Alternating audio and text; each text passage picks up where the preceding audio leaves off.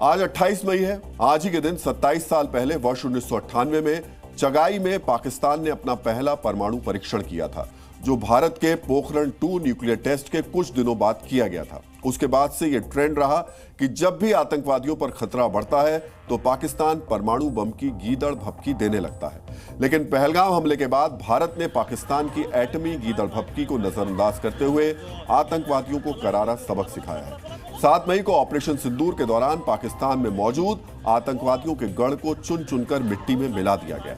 जय हिंद की सेना के ऑपरेशन के डर से हाफिज सईद से लेकर मसूद अजहर तक पाकिस्तानी आर्मी के सेफ हाउस में दुबक गए थे, लेकिन फील्ड मार्शल आसिम मुनीर ने एक बार फिर इन आतंकवादियों को भारत के खिलाफ एक्टिव होने का सिग्नल भेज दिया है।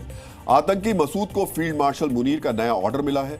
डीएनए में आज मसूद के लिए मुनीर के नए ऑर्डर को अब हम डिकोड करेंगे। मुनीर के ग्रीन सिग्नल के बाद हाफिज सईद से लेकर मसूद अजहर तक एक्टिव होने की कोशिश में जुट गए हैं। ऑपरेशन सिंदूर के बाद पहली बार मसूद अजहर ने ऑडियो मैसेज जारी किया। इसमें आतंकी मसूद ने भारत को गीदड़ भभकी दी है और इस बात का भी सबूत दिया है कि बहावलपुर में हुई स्ट्राइक ने जैश ए मोहम्मद की कमर तोड़कर रख दी।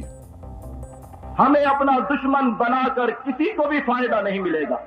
मैं बहावलपुर की सरजमीन पे उन लोगों का नाम लिए बगैर इस चीज का ऐलान कर रहा हूं, अल्लाह की कसम हमें न छेड़ो। हम गमज़दा है, हम जख्मी है, हम लाशें उठा उठा के थके हुए हैं, हम खून देख देख कर पागल हो चुके हैं। अगर तुम हमारे रास्ते में आओगे और अगर हमने तुम्हारी तरफ तवज्जो कर ली, अल्लाह की कसम तुम्हारा नामो निशान भी मिट जाएगा। मसूद के इस ऑडियो मैसेज में एक दर्द भी छिपा है। मसूद कबूल रहा है कि जय हिंद की सेना ने उसकी तंजीम और उसके परिवार को मिट्टी में मिला दिया। 17 मई को डीएनए में हमने बहावलपुर में जैश के हेडक्वार्टर पर हमले की खबर दिखाई थी। सुभान अल्लाह कॉम्प्लेक्स के मलबे में बदलने का विश्लेषण भी किया था। इस हमले में मसूद अजहर के परिवार के 10 लोग मारे गए थे। अपने सामने पूरे कुनबे की मैयत देखने के बाद मसूद अजहर खून के आंसू रोया और खुद के लिए भी मौत मांगी थी। लेकिन 7 मई की स्ट्राइक के बाद भी मसूद की अक्ल ठिकाने नहीं आई है। वो एक बार फिर भारत के खिलाफ बोलने की हिमाकत कर रहा है।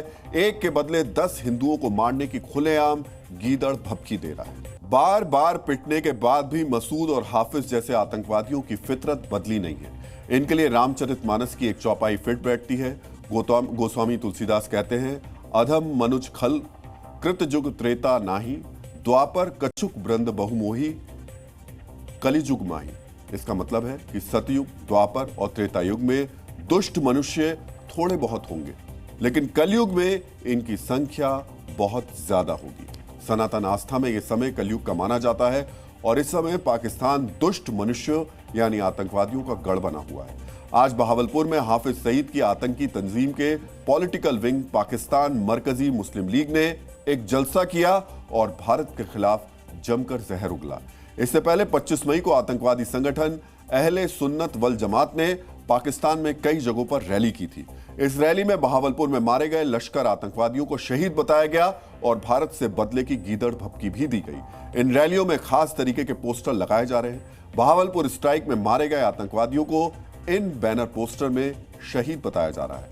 आपको आज आतंकवादी संगठन अहले सुन्नत वल जमात के बारे में भी जरूर जानना चाहिए।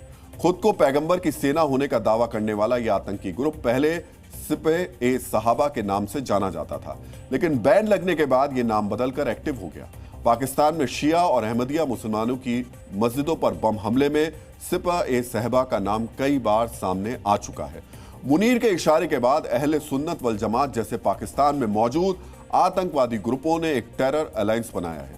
यह टेरर अलायंस पूरे पाकिस्तान में कॉन्क्लेव और रैलियां कर भारत विरोधी नैरेटिव सेट कर रहा है। दरअसल मुनीर ने जैश ए मोहम्मद को अपने आतंकी संगठन में नौजवानों की भर्ती का ऑर्डर दिया है। सुभान अल्लाह कॉन्क्लेव जैसे कार्यक्रम के जरिए मसूद अजहर एक तरफ बहावलपुर में मारे गए आतंकवादियों के नाम पर समर्थन जुटा रहा है, वहीं दूसरी तरफ जैश के लिए आतंकवादियों की भर्ती भी कर रहा है। ऑपरेशन सिंदूर की स्ट्राइक के दौरान मुनीर की सेना के सरेंडर को आतंकी मौके की तरह देख रहे हैं। दहशतगर्दों का गिरोह मुरीद के और बहावलपुर में हुई स्ट्राइक को लेकर भारत विरोधी नैरेटिव सेट करने में जुट गया है। जैश की योजना पीओके में एक बार फिर जिहादियों को जमा कर आतंकी ट्रेनिंग और घुसपैठ की योजना को अंजाम देने की है। 2019 में बालाकोट स्ट्राइक के बाद लश्कर ने एलओसी पर अपने ऑपरेशंस बंद कर दिए थे, लेकिन अब पाकिस्तानी आर्मी दोबारा जैश को शह दे रही है। पाकिस्तान में जहां आतंकवादियों की भर्ती का नया अभियान शुरू हो गया है, वहीं पाकिस्तान के पड़ोसी देश अफगानिस्तान में उल्टी बयार बह रही है।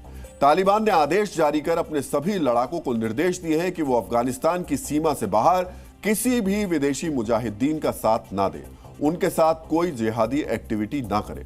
काबुल के हमजा मिलिट्री ट्रेनिंग कैंप के ट्रेनर सईदुल्लाह सईद ने काबुल पुलिस मुख्यालय में अपने भाषण के दौरान तालिबान फाइटर्स को यह हुक्म सुनाया।